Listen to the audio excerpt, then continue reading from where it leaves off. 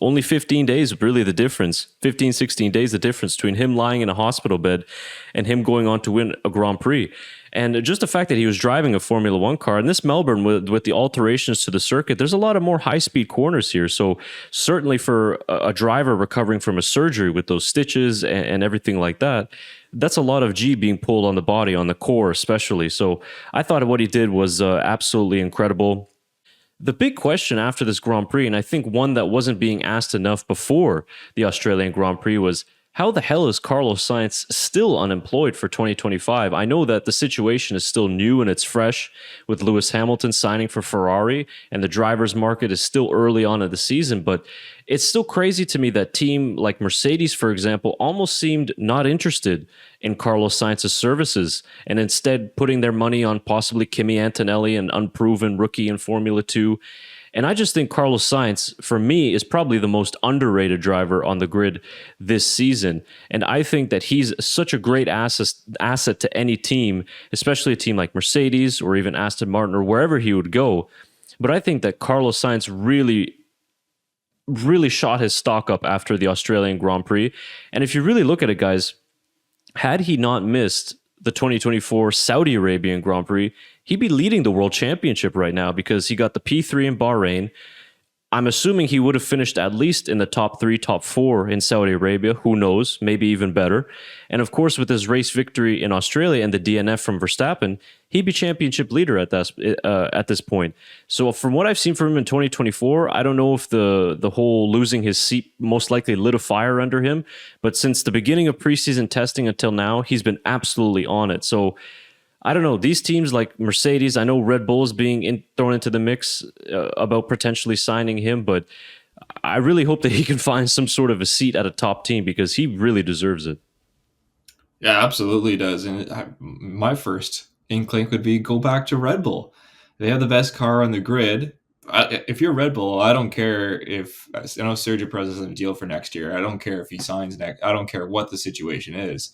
You're signing Carlos Sainz. You know, if Max leaves and you get Sainz and Perez maybe, but if Max stays and you have a Sainz Max 1-2, and what a battle that would be between those two drivers. I mean, that'd be really, really tasty to see that inner team battle as well. So I would love for him to sign with Red Bull. I think it'd be a phenomenal fit for both drivers. They're familiar with each other, of course, with Carlos being a Red Bull junior driver growing up, and maybe what a huge regret Red Bull's making now, thinking after releasing him to Renault and then obviously went to McLaren after that. So I think that's his best fit personally. I wouldn't want to see him in an Aston Martin, or depending on what a Mercedes is doing right now. I don't think I'd even want to see him in a Mercedes personally. I want to see him in that Red Bull.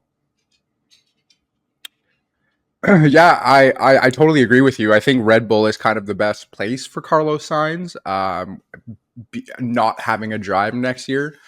But I think the Red Bull predicament across the Racing Bulls as well as Red Bull is pretty big at the moment, because I'm pretty sure Daniel Ricciardo has also been given the well, not the boot, but given the words of it. I think if he doesn't perform in the next few races, he's going to be replaced by Liam Lawson. So I think they're in a really, really weird predicament in a good predicament with having such a big pool of drivers to pick from, and drivers that would want to drive for them as well, because they already have a winning car for the last 3 years, potentially this year as well. And I mean, from what everyone's saying, they already have their car ready for next year and they're already developing it. So they're in a very good place at the moment to be able to do what they want, I guess. And unfortunately, I think Carlos Sainz is also doing the best that he can in the performances that that he's had to be able to choose what he wants if there is open seats next year. Yeah, I said this as soon as we heard the news that Hamilton was going to Ferrari. I made a video exactly on this topic, that he should sign, or Red Bull should pursue Carlos Sainz. And this was in the preseason, and I know a lot of people kind of disagreed with that and said it wouldn't be the right fit, and et cetera, and et cetera.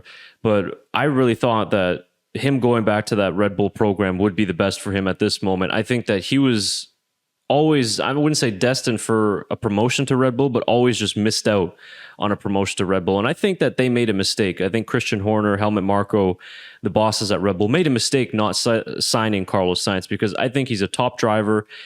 I don't think he's at the level of a Max Verstappen, but not many drivers are in that respect. But he would be an excellent teammate pairing. He was teammates with Verstappen. I know that was a very different time. They were very young. They're a lot more mature now. I think they'd work together extremely well. And Red Bull would be far more competitive, in my opinion, now than they would be with Sergio Perez. And also, if you were to sign Carlos Sainz now for 2025 and beyond, you're signing a driver that's more also for your future, potentially in the post-Verstappen era. A lot of rumors still swirling around about Max's future. He's got the contract till 2028.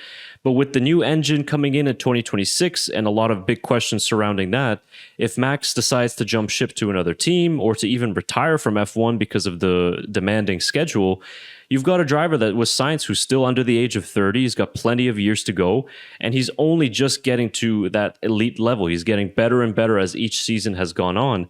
Whereas if you were to re-sign a Perez, for example, for another year or two, you're kind of limited in how long Perez is going to stick around. And the question, obviously, with Sergio, as he's shown in the last few seasons, is how good will he be able to be throughout the course of a full season, especially if the field gets closer. So I agree with you guys there. For me, he should sign with Red Bull if the opportunity is there.